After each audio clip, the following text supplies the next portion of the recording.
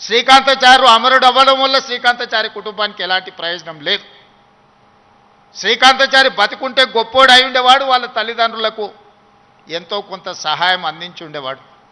కానీ పాలకుల యొక్క ఆలోచనను, రాజకీయ పార్టీల యొక్క విధానాన్ని ప్రజల మధ్యన నిరసన తెలపడానికి తన ఆత్మ బలిదానం ఒక ఉత్ప్రేరకంగా పనిచేస్తుంది అని చెప్పి శ్రీకాంతాచార్య మలి తెలంగాణ ఉద్యమంలో మొట్టమొదటి అమరుడై ఈ ఉస్మానియా యూనివర్సిటీ నుంచే తెలంగాణ ఉద్యమానికి పునాదులు పడ్డాయి.